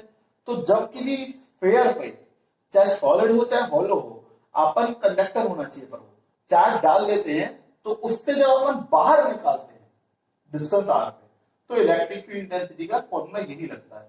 और अगर सरफेस पे निकालना हो एट सरफेस पे तो भी यही फॉर्मूला लगता है। बस तब अंतर ये होता है कि अपन को यहां से लेकर यहां तक का जो डिस्टेंस होता है वो रेडियस के बराबर लेना पड़ता है। ठीक है, तो देखने वाली, अब इस क्वेश्चन को घुमाते कैसे हैं बोर्ड्स में कि आपको रेडियस गिवन होगी 10 सेंटीमीटर और आपसे पूछेगा 9 सेंटीमीटर पे, मतलब अंदर अंदर हो सकता है क्या? बताओ। क्वेश्चन ही है भाई साहब, वास्तव में तुम्हारे लिए तो है। मैं तुमको बिना गॉस लॉ पढ़ाए क्वेश्चन करवा रहा हूं। हालांकि 99% जगह पर ये क्वेश्चन गॉस लॉ की एप्लीकेशन में समझाया था, मैं नहीं समझा। मैं तुमको बता चुका हूं, तुम्हें पता नहीं ध्यान रहा हो नहीं रहा हो, मैं तुम्हें बता चुका हूं। सेंटर पे इलेक्ट्रिक फील्ड इंटेंसिटी कितनी होगी? स्क्वायर है, चारों कोने पे क्यू चार्ज है, सेंटर पे इलेक्ट्रिक फोर्स कितना होगा?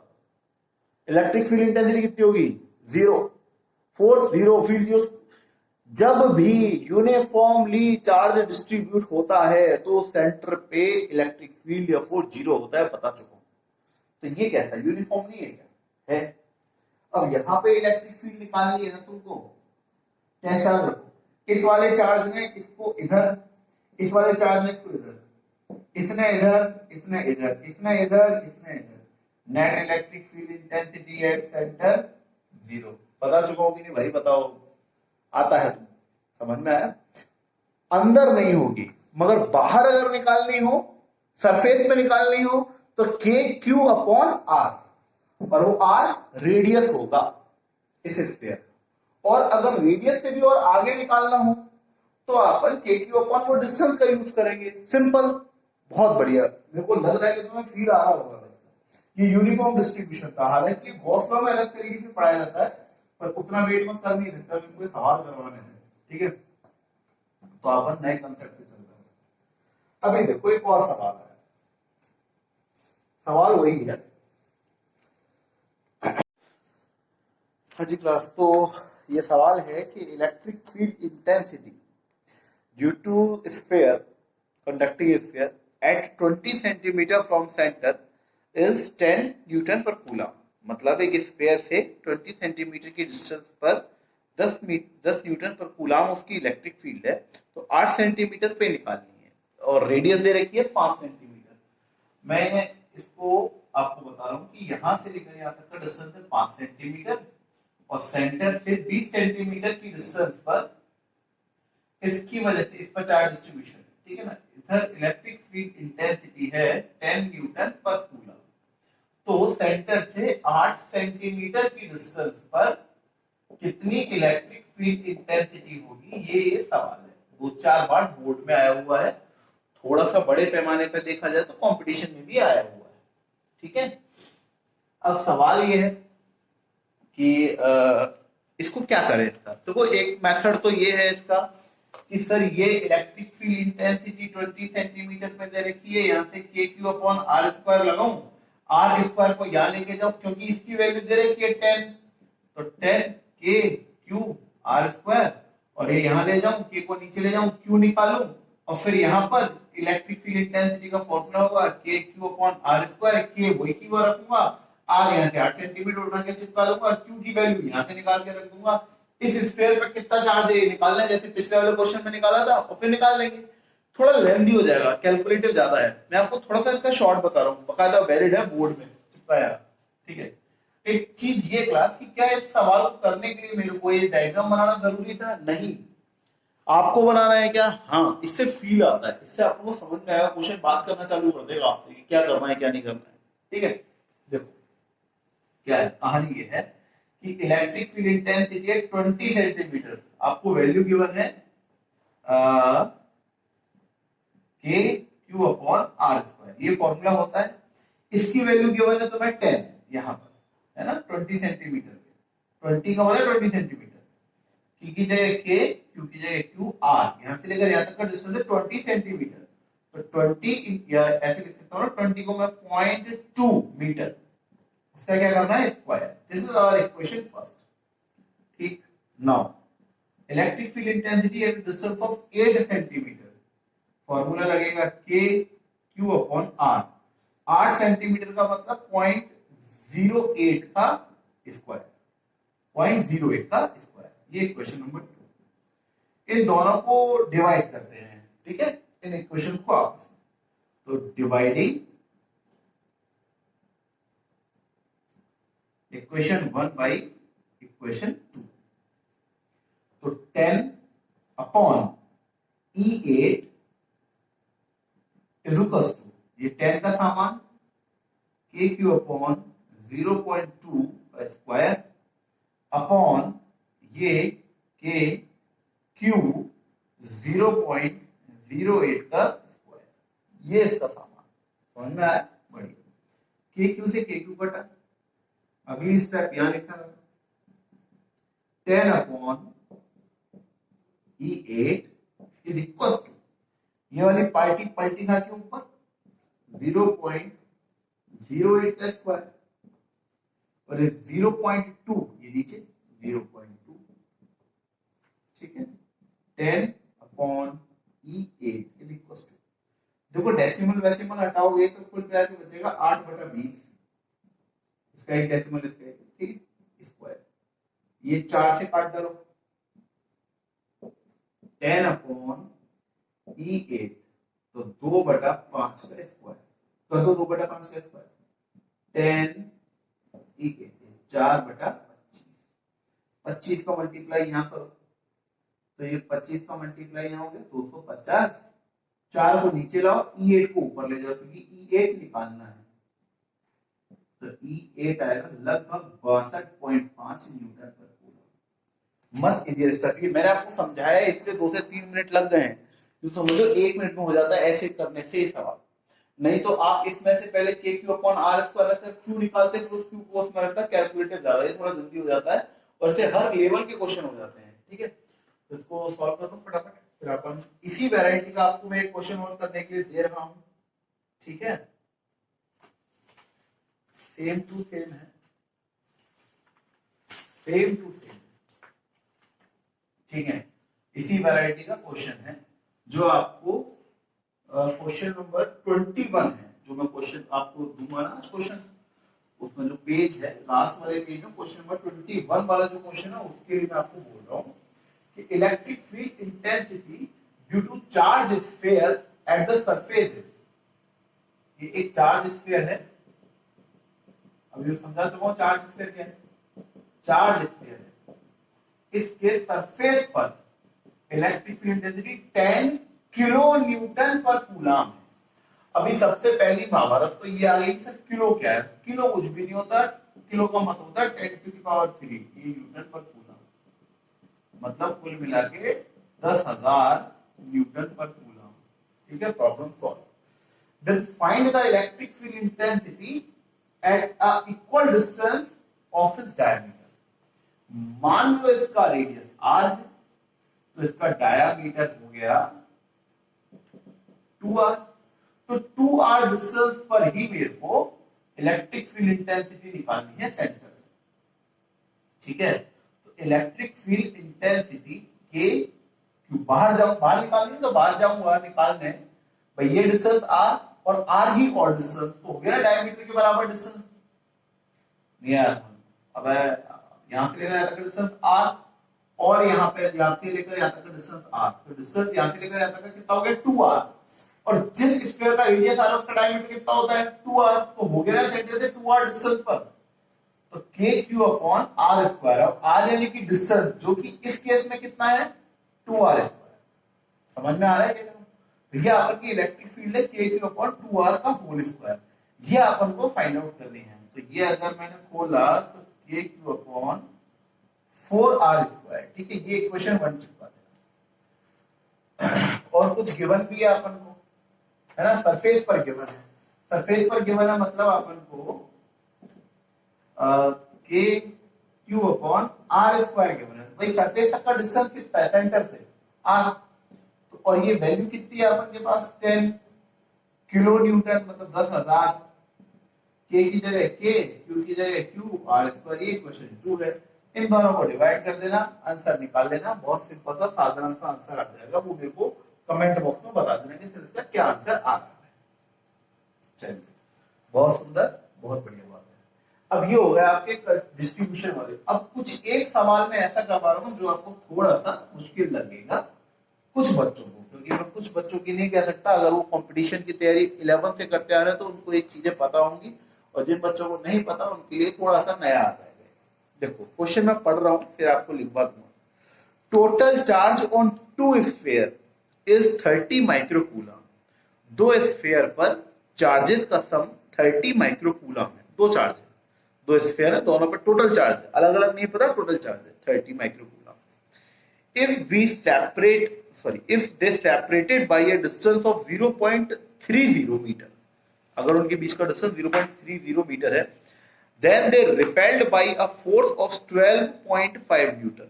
अगर उन दोनों के बीच का डिस्टेंस 30 मीटर है तो वो दोनों एक दूसरे से 12.5 न्यूटन से रिपेल होते हैं। तो उन दोनों पर चार्ज निकालना है सेपरेट सेपरेट। देखो नया कंसेप्ट है आप लोगों के लिए, कुछ नहीं, कुछ डरने वाली बात नहीं। Q1 प्लस Q2, 2 चार्जेस का सम दे रखा है 30 माइक्रोकूलम। इतना फर्स्ट इक्वेशन। ठीक है क्लास, बढ़िया। और ये बोल रहा है कि जब वो दोनों चार्जेस के बीच में Q1 और Q2 के बीच में डिस्टेंस 0.30 मीटर होता है तो उनके बीच में क्या हो जाता है, फोर्स जो होता है वो 12.5 न्यूटन होता है। तो देखो ये सिचुएशन को अब अपन एक्सप्रेशन की फॉर्म में लिखते हैं। F is equals to K Q1 Q2 by R square. ठीक है क्लास। F कितना 12.5, K की जगह चलो फिलहाल आपको K लिखना है तो आप K लिख सकते हैं, नहीं तो वैल्यू लिख सकते हैं 9 into 10 to the power 9, 9 into 10 to the power 9 into Q1 dot Q2 upon R square, R यानी कि 0.30 का स्क्वायर, Q1 into Q2, इसको इधर ले जाओ, जो जो सामान पता है, यानी कि आपको क्या नहीं पता है, Q1 dot Q2 नहीं पता है, 12.5 ये वाली पार्टी, इसको यानी कि 0.30 का स्क्वायर ऊपर और ये वाली टर्म नीचे, 9 into 10 to the power 9। ठीक है भैया, Q1 dot Q2 करा सॉल्व, इसको दिख रहा है ना यहाँ पे कि ऊपर चल चलते ऊपर 12.5 इंटू ये लिखा मैंने 30 इंटू 30, 2 0 इसके माइनस के, भाई इसको अपन लिखेंगे ना 30 इंटू 10 टू की पावर -2 इसको, और इसका स्क्वायर अपॉन 9 इंटू 10 टू की पावर 9। अब जरा 12.5 कुछ भी नहीं है, बहुत आसान है, मैं आपको समझा के कर रहा हूँ इसलिए थोड़ा लंबा लग रहा है। 12.5 इंटू ये 30 इंटू 30 स्क्वायर किया, और ये 10 टू की पावर -2 का स्क्वायर -4, और ये 9 इंटू 10 टू की पावर 9। देखो पॉइंट हटाओ, एक जीरो यहाँ और बढ़ा, तो यहाँ पर क्या हुआ, सॉरी बीच में वीडियो को Q1 Q2 ये पॉइंट हटाया, ये 10 टू की पावर 9 चल रहा था, तो ये पॉइंट हटाया तो यहाँ एक डेसिमल और बढ़ गया, तो 10 का 10 हो गया, तो Q1 इंटू Q2 कितना आ जाएगा,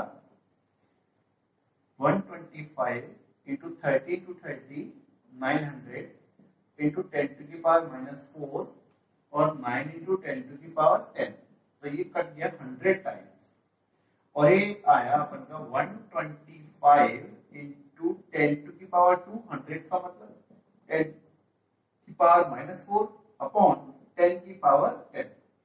अभी 10 की पावर 10 को मैं नीचे से ऊपर लेके जाता हूं, it become 10 to the power -10, -10 -4 minus का 14 प्लस का 2, 125 into 10 to the power minus का 12, it's become our Q1 multiply by Q2।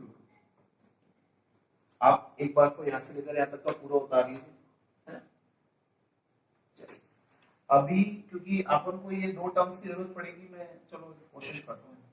एक फॉर्मूला है, मे बी और मे नॉट बी, आपको पता है कि नहीं पता है, ये भी मुझको नहीं पता है।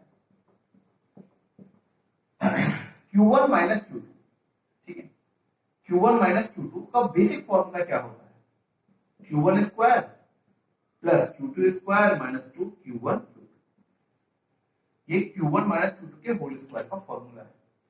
अगर यहाँ पर मेरी बात को समझिए क्लास बहुत गौर से, ठीक है, मैं आप लोगों को एक नई चीज इंट्रोड्यूस कर रहा हूं। मैं इस फॉर्मूले की बजाय लिखता हूं Q1 प्लस Q2 का स्क्वायर माइनस 4Q1 Q2, समझ रहे हो? तो ये क्या आता है जरा देखते हैं। मैं कह रहा हूं कि इसका ये फॉर्मूला होता है, लेट माना क्या होता है कि नहीं देखते हैं। इसका जरा LHS खोलना, ये तो अभी मैं आपको इस क्वेश्चन से 2 मिनट के लिए हटके समझा रहा हूं, इसको अलग उतार लेना रफ कॉपी में जो आप समझा रहा हूं। Q1 माइनस Q2 का whole square, Q1 square plus Q2 square minus 2Q1 Q2, RHS solve करना, Q1 square plus Q2 square plus 2Q1 Q2 minus का 4Q1 Q2, तो Q1 square plus Q2 square और minus का 4Q1 Q2 और plus का 2Q1 Q2 become minus का 2Q1 Q2। Same आ रहा है ना? What does it means? इसका मतलब क्या है कि अपन Q1 माइनस Q2 के होल स्क्वायर को ये लिख सकते हैं। तो ये आप लोग नोट कर ले अलग से रफ कॉलम में अपने, बहुत काम आएगा कई जगह, मैं बताऊंगा आपको तब कि ये अपन यूज करने वाले हैं। तो अब आप अच्छा सर यूज क्यों कर रहे हैं, ये क्या, हाँ ये तो प्रॉब्लम है। क्या अपन को Q1 प्लस Q2 पता है? हाँ। क्या अपन को Q1 मल्टीप्लाई बाय Q2 पता है? हाँ, इसीलिए यूज कर रहे हैं, दोनों टर्म पता है अपन को। तो Q1 माइनस Q2 का whole square plus two Q1 plus Q2 whole square minus 4 Q1 dot Q2। अलग से इसको सॉल्व कर लो फटाफट। देखो Q1 प्लस Q2 कितना अपने पास 30 माइक्रोकूलम, तो 30 इंटू 10 टू की पावर माइनस 6 का स्क्वायर माइनस का 4। Q1 इंटू Q2 कितना आ चुका है 125 इंटू 10 टू की पावर माइनस 12। ठीक है, बढ़िया। ये कितना हो गया 30 का स्क्वायर देखो 900 इंटू 10 टू की power minus 12 minus 125 into 4 500 into 10 to की पावर माइनस 12। क्या 10 माइनस 12 कॉमन आ जाएगा? Yes sir. 900 माइनस 500 और 10 टू की power minus 12 it become 400 into 10 to की पावर माइनस 12। ये क्या आया Q1 माइनस Q2 का स्क्वायर मतलब होल स्क्वायर। अगर मैं इस होल स्क्वायर को हटाऊं तो क्या लगेगा? रूट ओवर लगने वाला है। तो Q1 minus Q2 will equals to, root हटाया इधर रूट अंडर रूट लग जाएगा 400 इंटू 10 टू की power minus 12। Q1 minus Q2 400 मतलब 20 इंटू 10 टू की पावर माइनस 6। तो Q1 माइनस Q2 आ गया अपने पास, ये अपनी इक्वेशन हो जाएगी। ये सेकंड है तो ये थर्ड। फर्स्ट इक्वेशन क्या थी? Q1 प्लस Q2 दे रखा है। थर्ड इक्वेशन क्या है? ये Q1 माइनस Q2 दे रखा है। दोनों को ऐड कर दो। इस इक्वेशन ऐड बोथ इक्वेशन, तो Q1 plus Q2 equals to 30 microcoulomb और Q1 minus Q2 is equals to 20 microcoulomb.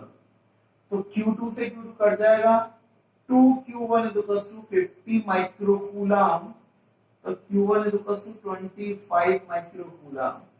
आया? दिख भी रहेगी भाई साहब, नहीं दिखा?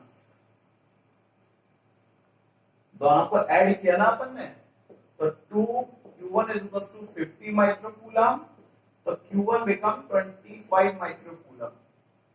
दोनों चार्जेस का सम कितना था 30 माइक्रोकूलम। पहला चार्ज कितना निकल के आया 25, तो दूसरा चार्ज कितना होगा 5 माइक्रोकूलम। आंसर। सारा गेम यहां पर इसका था, इसको सीख लो, बहुत सारी चीजें हो जाएंगी। ठीक है, चलो उम्मीद करता हूं आज की ये भीषण युद्ध आपन का सही कगार पर पहुंचा होगा। बहुत सारे न्यूमेरिकल हुए हैं, ये बहुत वैरायटीज हुई हैं। ठीक है, ये मत सोचिए कि कम वैरायटीज हुई है। ये आप लोगों को मॉड्यूल के ऑलमोस्ट इलेक्ट्रिक फील्ड इंटेंसिटी पूरा मतलब पूरा कवर करवाएगा। पर अभी इलेक्ट्रिक फील्ड इंटेंसिटी डाइपोल वाले कई क्वेश्चन बचे हुए हैं और डिस्ट्रीब्यूशन वाले बचे हुए हैं, है ना। मतलब अभी ये पॉइंट चार्ज वाले जो हो सकते थे वो सारे ये हैं। कुछ मैंने डिस्ट्रीब्यूशन के भी क्वेश्चन लिए हैं यहाँ पे, तो ओवरऑल आपके काफी सारे कंसेप्ट मैंने क्लियर करवा दिए हैं। अब बचता है अपन का एक टॉर्क वाला पॉइंट और एक स्पेशल चीज जो मैं करवाऊंगा अगले वीडियो में। तो अगले वीडियो का इंतजार करना, क्योंकि वहां से एक डेरिवेशन है जो आपको बहुत अच्छी लगेगी। सीबीएसई वालों के लिए तो भैया रामबाण है, और आरबीएसई वाले बच्चों के लिए वो न्यूमेरिकल में गिवन है, वो डेरिवेशन न्यूमेरिकल की फॉर्म में गिवन है।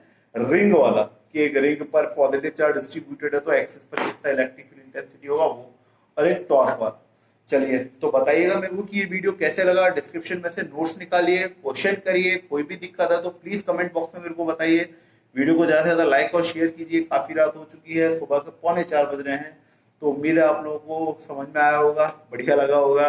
वीडियो को शेयर कीजिएगा, लाइक कीजिएगा और बहुत सारे बच्चों में अपने दोस्तों में डिस्कस कीजिएगा। मेरे को बताइएगा कि कैसा लगा आपको आज का वीडियो।